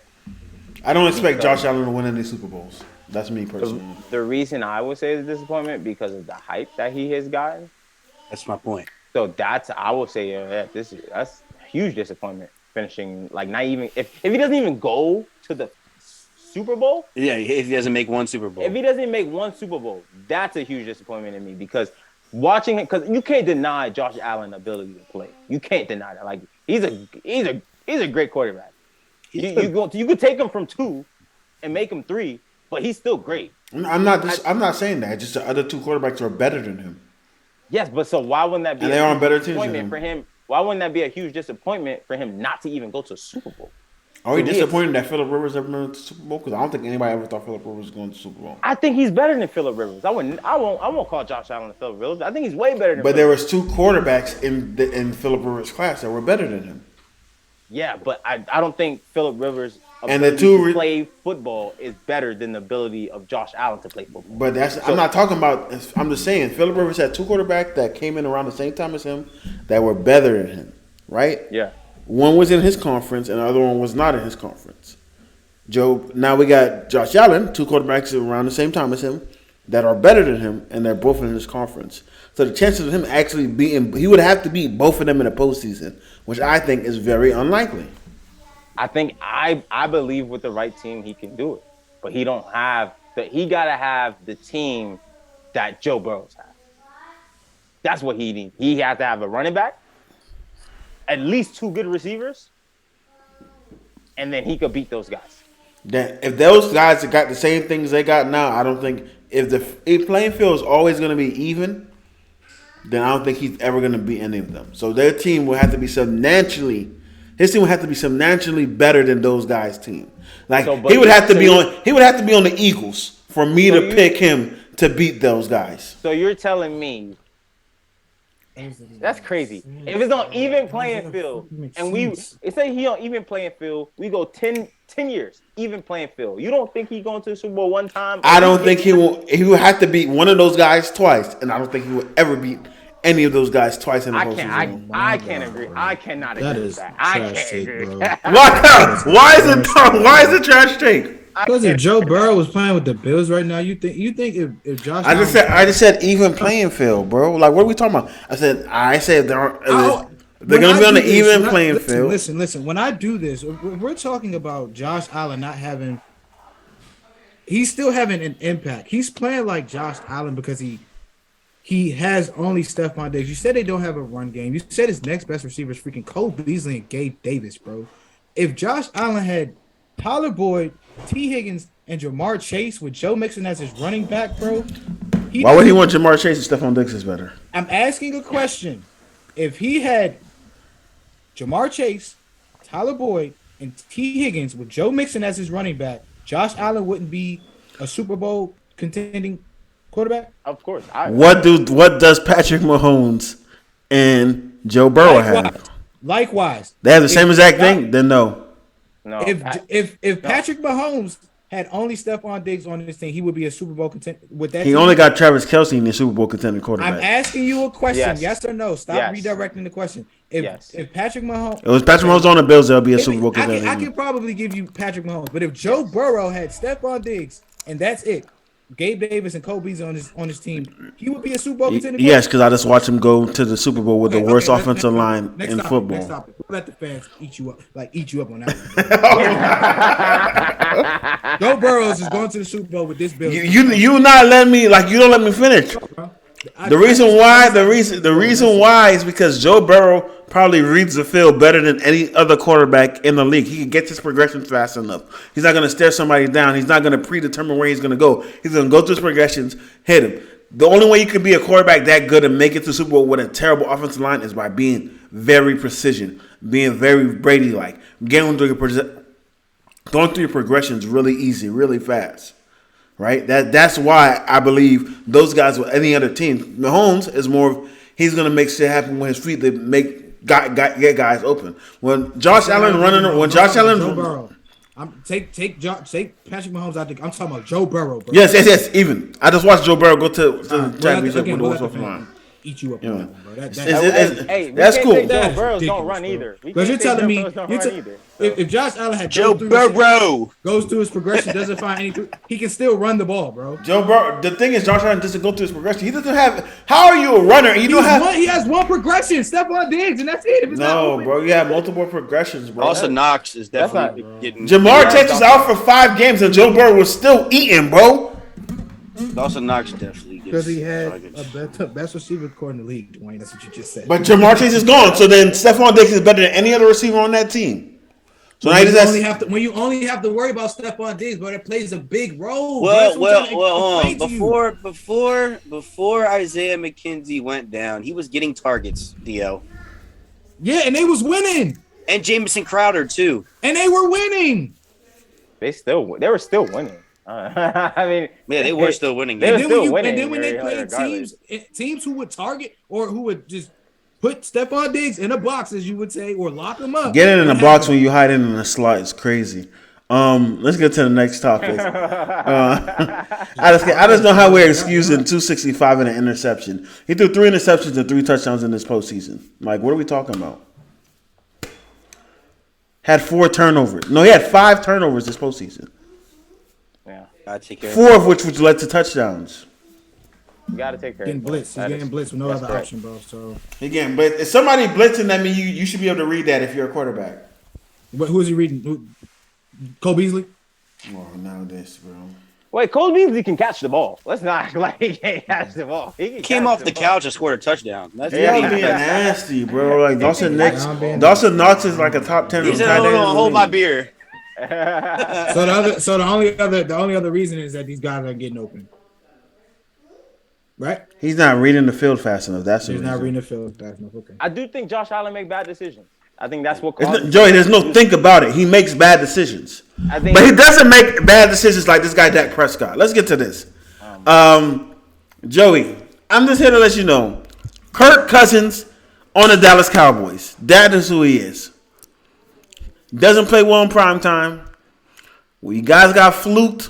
Not I mean you, but the Cowboys fans got fluked by what he did versus the Buccaneers, which was a terrible team. He let this team down. Their defense came out to play. They made Brock Purdy like a pedestrian. He didn't look like the way he looked versus the Seahawks. He made some good throws. He looked like a pedestrian. He looked average. Do not try his third down throws. Average. He looked average. He looked average all game long. I'm not gonna sit here and talk about his third down throws was amazing. No, average. They were big plays.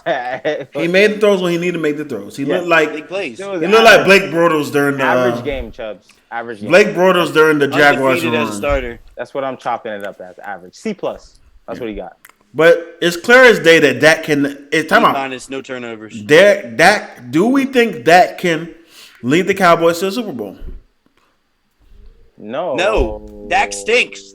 Put it 5 times for a reason. He stinks. I came into this game, bro. And I'd like to root for Dak, but this is the thing though. I also wanted to say, I'm gonna throw my cape on for a little bit. I'm gonna take it off later, bro. A little bit. Going into this game, I already knew 49ers defense have a way of disrupting quarterbacks. I seen Dak Prescott when he's disrupted. It's going to be a rough game for him. I don't think the 49ers are going to make it easy for him. So I was expecting him to have this game, but at the same time, that's a hard defense to go against. CD had a great game. I don't think they got the everybody else played pretty well. I don't think they got the production that they wanted to get out of their running backs, which caused them to lean on Dak a bit more. But yeah, Dak made bad decisions. He made bad throws. But going against that defense, that's pretty tough to do. We saw the stretch going down that just stretch since Brock Purdy started. Not even before Brock Purdy started. That stretch for what the defense was going, what they were doing to everybody, they was literally disrupting everybody, killing everybody on the defensive side of the field. So them going in that game, watching Dak struggle week 17 or week 17 or week 18. Or week 18. Week 18. Struggle week 18. That was like, all right, man, he's not going to survive against if he plays the 49ers in the playoffs. Or even if he played the Eagles, he would have had a terrible game. So the great defenses is not for that. It's kryptonite. Yeah. Let's turn the AC on. I mean, I want to say one thing that, it's just not really that much surprise. That 49ers defense flies around and just smacks the shit out of anything that moves. I just love watching them play. The big thing though that hurt the Cowboys 15 minutes in this game, and besides Dak play, that's that's obvious. I'll give him a little bit of excuse. As soon as Tony Pollard went down, it's not an excuse. I mean, if that's the key to your offense, and Pollard was playing good. If you can't get the run going against a great defense, then you can't do anything. Like, I'm saying, but that is their Zeke. When Zeke's out there in a shotgun, you know it's a pass. I mean, he's in there. He's pass protected. He's not going out for a route. Yeah. So they got predictable. So when you become predictable, when the team knows what you're doing, it tends to be bad shit for the quarterback. It got rough. The running game wasn't working as well that they wanted to, and that's one guy I think they should get rid of. Not just Dak. Get Zeke. Zeke's gone. Zeke's gone. Get him out of there. Pollard's their running back. Get him out of there. Yeah, it should be. I think if they keep two running backs, you could keep Zeke. It's cool, but I don't think Zeke costs too much. The value of what he's. I don't think he brings the value he's supposed to bring to that team. He's not Zeke anymore. It just doesn't produce as well. But yes, Dak. I'm gonna take my cape off now. Dak, trash. That was terrible. I just think it was gonna fold. It was gonna happen, but it is what it is, man. It is what it is. I'm still root for him though.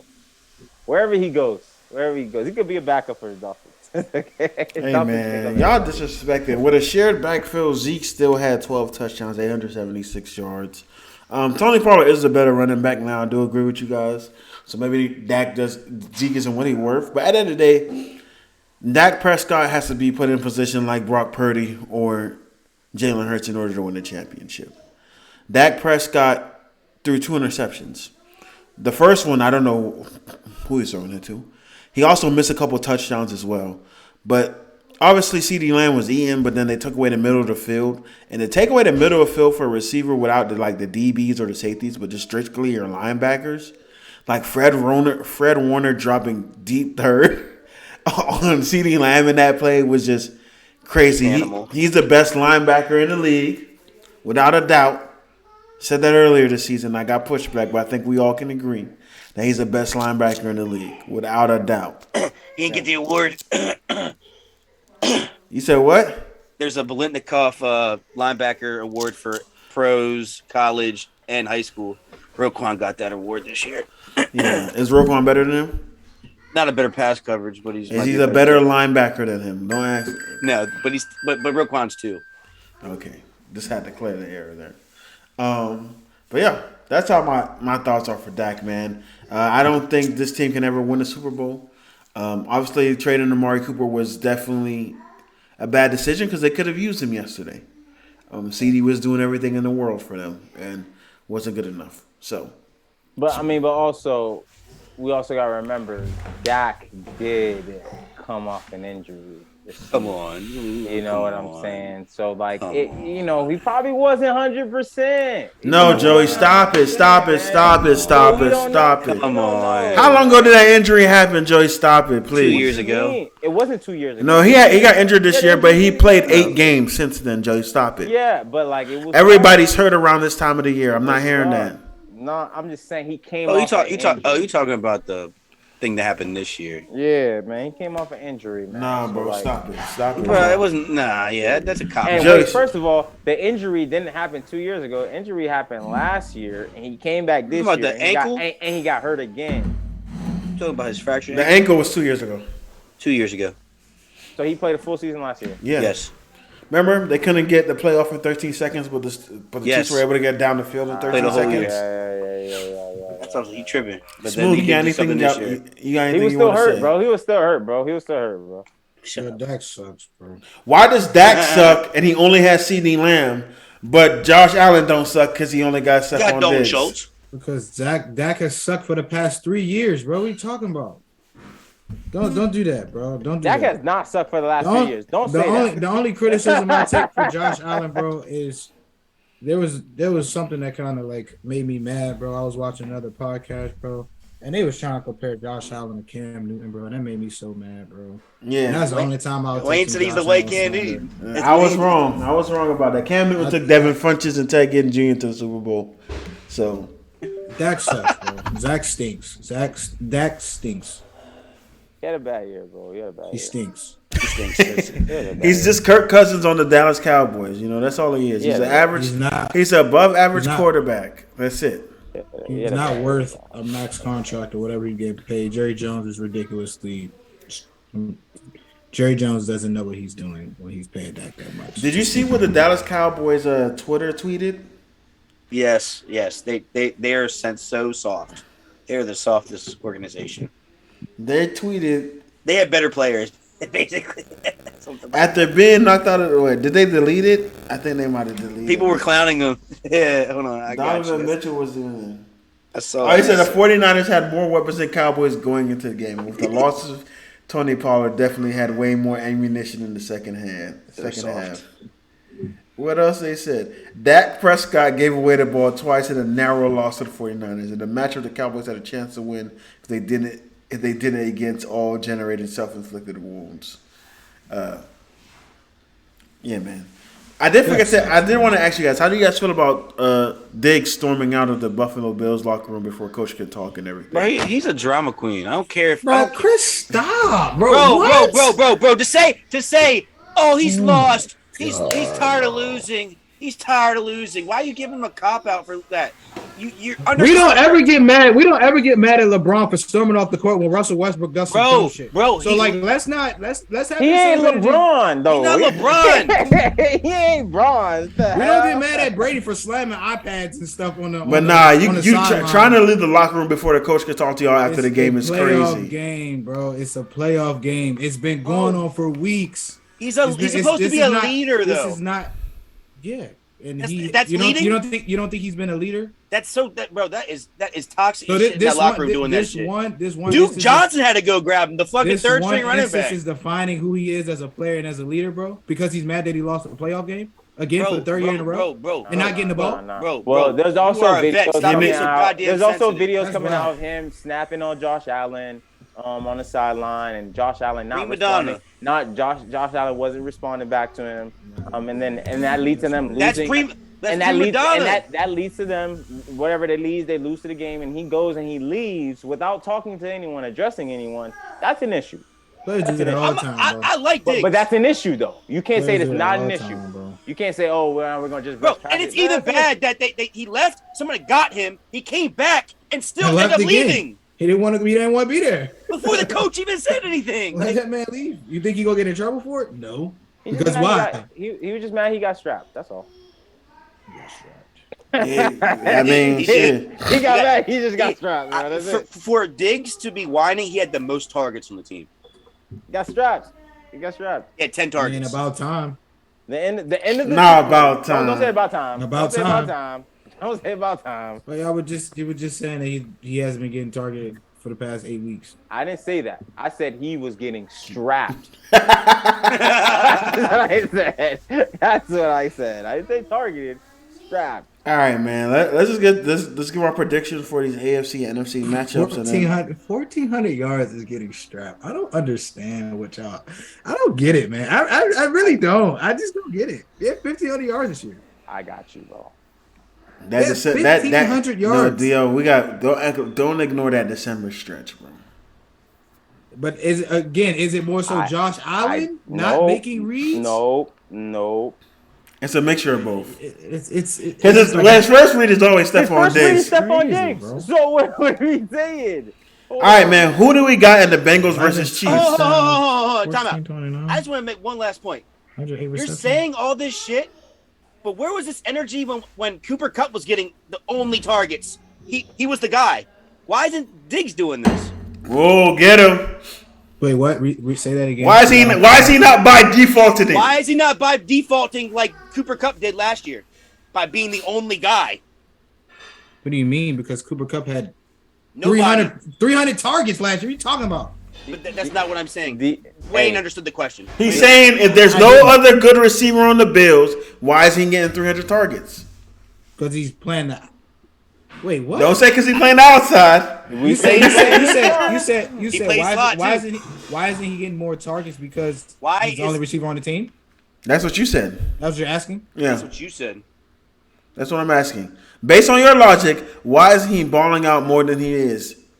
And don't say we saw that Cooper Kupp did. Isn't he? Yeah. No, let me. Hey, DL. 1,500 yards isn't balling. Let me. That was 108 receptions. Front half of the season. In December, he scored 1 touchdown. Yo, I know. So what are we talking about here? I'm saying that once they start figuring out that Diggs was the only threat on the team, they started doing something about it, which That's my point. What do you mean? What's your point? How about this? You're giving him a cop-out. I'm not giving him a cop-out because Matt Stafford was still throwing Cooper Kupp the ball. But he was the only guy, so people should be. But he was still zeroing in on that guy, right? He was still getting force-fed. Josh Allen wasn't throwing him the ball. It doesn't make any sense, Dio. How does that not make any sense? If you're triple covered and still getting force-feed him, he's your number one target. He's a top 5 wide receiver. He wasn't doing that. Because why? He wasn't getting open. Because he's not going to force feed him the ball. Like, what are you talking about? I don't understand what you don't say. Why wouldn't you, though? It's my question. He's a top 5 because that's not receiver. efficient. That's not efficient, Chris. That's the answer. Clearly was. The team won a Super Bowl last year. What about this year? He got hurt. And was still damn near had more, was on track to have more targets than last year. You just told me it's not efficient, but they won a Super Bowl last year. It's not, bro. It's not efficient, bro. He's playing inside. Again, he was playing inside. Getting force fed. And Stephon Diggs was playing inside too. Hey, D, I do want to say, against top defenses, Stephon Diggs did not play well. He did not. He only balled against sorry defenses that had sorry corners. When he went up against good corners, he was strapped. So Stephon Diggs is what? Whatever you want him to be. Stephon Diggs is top one in the league. But this season, you know what Stephon Diggs is? Not number 1 or 2. He's a front half player. Front half of the season player. Because in the second half of the season, I didn't know where he went. When the world needed him most. I don't know where he went. He disappeared in the snow wearing those white jerseys. We didn't know where he went. Man, he was gone. Yeah, struck by Eli Apple is crazy. Come on, man. It's just ridiculous, bro. Marcus Robinson routed up. All right, man. All right. Now, enough with the Stephon Diggs slander, man. Who do you guys have, the Bengals or the Chiefs? I got the Chiefs, man. I'm going with the Chiefs.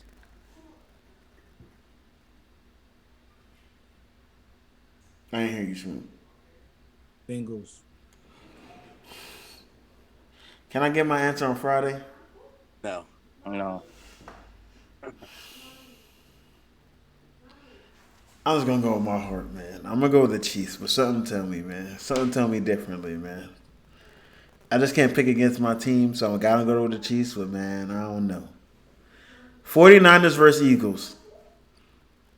I got 49ers. Primetime Purdy. I got the Eagles.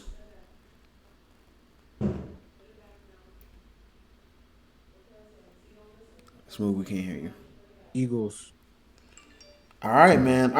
We're gonna skip this NFL rumor stuff. We're going straight to the Mount Rushmore, man. Get to the rumor stuff next week. We're gonna hit it off, man. We're gonna start with the. Damn, did somebody delete this shit? You deleted it. The Lions. There's the Lions. All right, so NFL Mount Rushmore. We're gonna start with the Detroit Lions. Let's go first. Yeah, want me to go first? I'll go first. Go for it. Yeah, go. I got Barry Sanders, man. Then I got Calvin Johnson. Probably one of the best, probably the most dominant receiver playing the game. I got Dick LeBeau, man. I put Dick LeBeau on there. He actually leads the Lions in interceptions. for career-wise with 76. So I want to throw a defensive guy in there, so I got him on there. And I got Herman Moore. He actually has the receiving record for the Lions. Probably one of the best receivers to play for them, other than Calvin Johnson. So Okay. there you go. You want real old school on that list for me.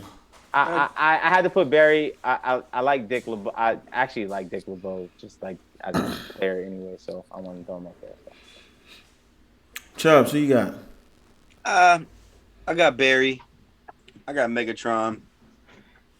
I got the most successful quarterback to ever come through there. John Kitna? No, I don't got John Kitna. I'm sorry. I got Matt Stafford. I don't care. Still got him up. He's the most successful?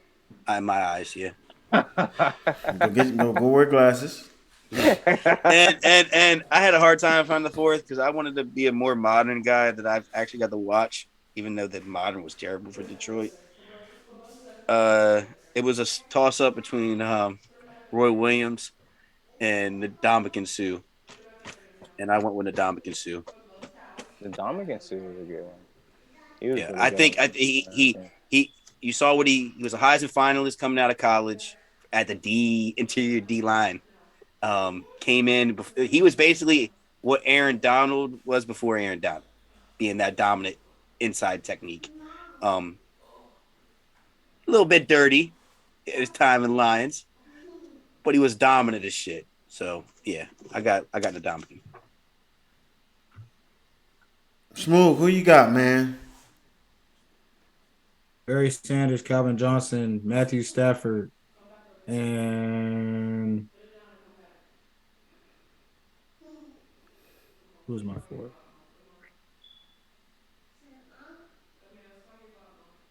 Doak Walker. I don't got Matthew Stafford that much. Me either. I got Calvin Johnson, Barry Sanders, and Ndamukong Suh, and Dre Bly. Okay. Next, we're going with the Packers. How you have Calvin Johnson and not the guy who's throwing in the ball? Because he made that guy. He was a Calvin Johnson merchant. That's why. Calvin Johnson was led at Georgia Tech, so stop it. I'm saying Calvin Johnson was the guy who made. No, I'm talking to Joey. What? No, he said Matthew. I said he didn't make money. No, he didn't. Bro, without Packers. Who we got? Hold on. I'll go. I can go. I'm good. I got Brett Favre. I got Charles Woodson, and Reggie White, D lineman, and Donald Driver. Donald Driver major over Greg Jennings. I think Donald Driver was better than Greg Jennings. Interesting. Damn, I forgot about Reggie White. He gonna be on my. You definitely forgot about Reggie White. Reggie White. He balled on the Packers. Yeah, Eagles. Brett Favre. I was thinking more of the Eagles for Reggie White. Don't say that. He played 6+ seasons with the Packers. Yeah, he played a hell of years with the Packers. Nobody get the Packers Reggie White jersey. They get the Eagles one, bro. But he was lit as fuck. I'm not saying he wasn't, bro. I'm just saying, bro. I got him on there though. So I got Brett Favre, I got Charles Woodson, Reggie White, and I did pick an old guy. It wasn't Bart Starr. Ray Niche. Yeah, I'm with you. It's the Eagles, bro. So linebacker. He played the same time with Bart Starr, same amount of rings, but he had hella tackles. So I'm gonna take Brett Favre stealing ass off my shit. All right, that's all I got with the Packers. Go Smooth. Who you got? I got A-Rod, Brett Favre, Charles Woodson, and Clay Matthews. Clay. Okay.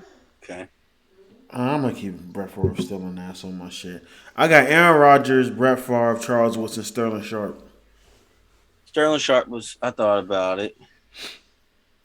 The next one, we got the Brownies. I think me and DL might have somebody similar on this list. Oh, I'm gonna go pretty quick, man. Jim Brown, Joe Thomas. I just can't. I typically don't do O-linemen, but I was like, I just can't. That's a good one. Yeah. Ozzie Newman and Clay Matthews Jr. His father. Yeah. And I got them on my list though. I got Ozzie Newsome, Jim Brown, Joe Thomas, and I got Joe Hayden. Joe. That is disgusting, bro. Joe. Smooth, go. This one was hard, bro. I love it. But I don't know who I have my fourth at. I don't know if I can have a fourth on this one. I didn't want to put Otto Graham. That's why I had to think. I got Jim Brown. I got Jim Brown, Ozzie Newsome, Myles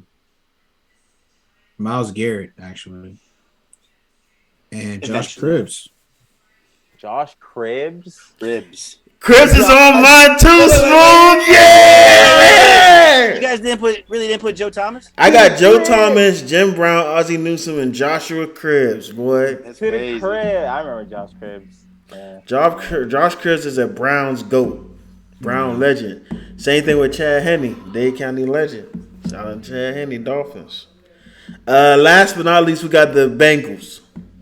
Oh, all right. Man, this is I got Ocho. This is gonna be a kind of a receiver kind of thing, but I got Ken Riley, DB. Also a lot of interceptions, 65 interceptions actually, and he has the record career. I think he's up there top 5, something like that with interceptions. The next guy, Chris Collinsworth. We got a guy. Ew! We got a guy here. Hey, he put up numbers for him. He put up numbers for him though, man. I put TJ Ushmazada over him as a Bengal. I was thinking about him. What? But I was like, you know what? For shits and giggles, let's put Collinsworth in here. But wow. He put number. Hey, look up his stats though. And I got Geno Atkins. That's a good one. I got Maryland native. Arguably, they're right now. It won't be when he's all said and done, but right now, currently, their best quarterback out of their franchise, Boomer Esiason. Joe Burrow eventually will be on this list. It's not eventually. It's already done. But Boomer. He's already on the list? Nah, I'm not putting him on the list. He's tripping if you already got him on the list.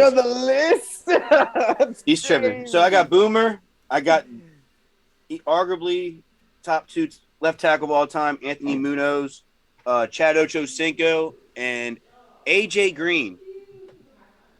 Hold on, man. Y'all sleeping on Chris, man. Who you got, Smooth? I'm slumped. Mine's a little different, but I mean, I'm surprised that nobody say this one. Y'all, I got the name you got on there. Say it. Y'all have. I feel like y'all have never done ladder drills if y'all don't do this one. Icky Woods, Chad Johnson, Andy Dalton.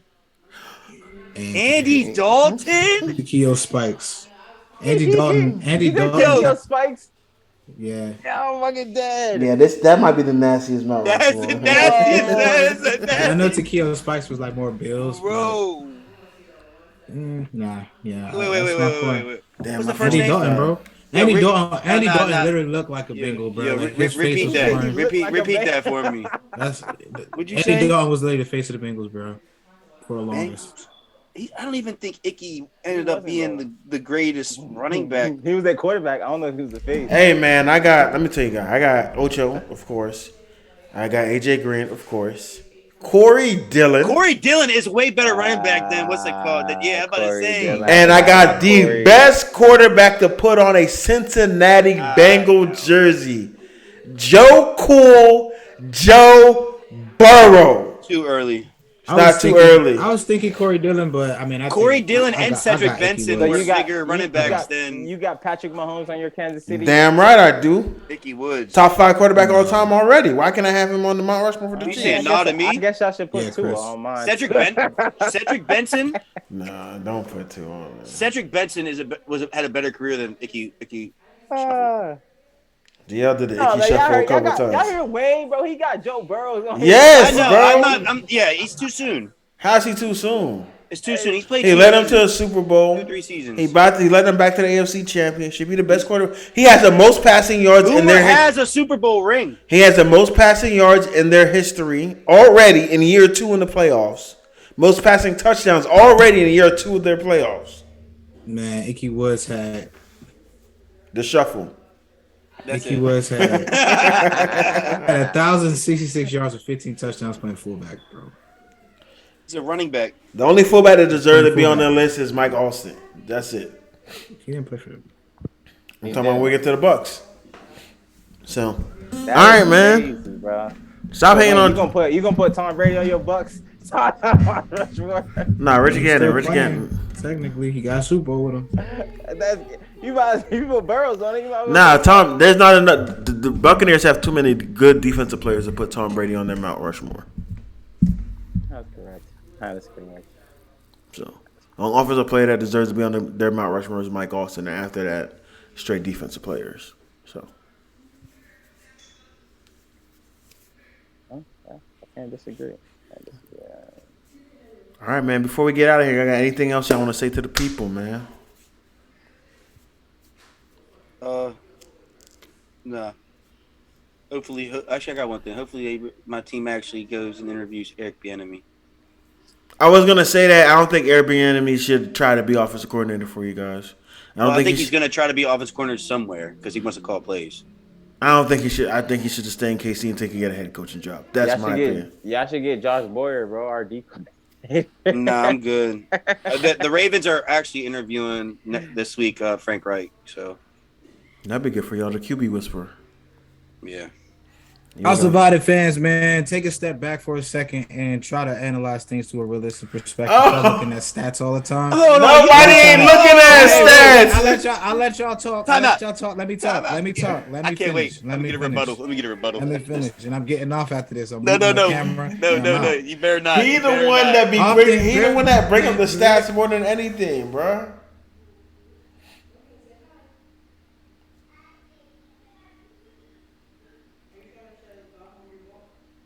I'm saying there's a lot of things Wayne says, and then he goes back to reneges on it. Wayne, check your phone. Check your phone, Wayne. My phone died. 1 second. House Divided fans, look at things to a logical perspective. If-then scenario, and try to make your analysis. I know the other didn't put somebody that only played 4 seasons on their damn Mount Rushmore. Yeah, bro. He had 66 with 15 touchdowns. He had 1,000 yards. He got hurt, bro. He got a season injury. Yeah, I thought he got sick. Did he get sick or something? And then the next year, 264. Then the next year, 97. What we say about Derrick Rose and Sean Taylor? So stop it. Anyway, off of 1 season, 4. Cedric Benson had like 4,000. Nah, let DL finish because he's the one that bring up stats more than anybody else on this podcast. Even though he think he don't. More than anything else. Yes, you do, bro. I bring up stats and then I shift it to a logical perspective. All things equal, if-then scenarios, and then. But I don't understand how I got flamed for saying if all things are equal. Because Dwayne, I literally remember you saying that Stephon Diggs was the best receiver. I never said that, bro. You may have not said that this year, but I know we was arguing about the Eagles being the best receiving core. You was like, yeah, Stephon Diggs is the best receiver in the league. You said that. I remember that. But anyway. I said, according to you, the best receiver in the league. Shut up. House Divided fans, back me up. You know what I'm saying? Appreciate y'all for coming through. You know, tune in. We'll be back this Friday with a basketball episode. Play the music, Wayne. Let's go. We out. That was the outro. You know who this is? It's Carson Wentz in a Cowboys jersey. Probably better off.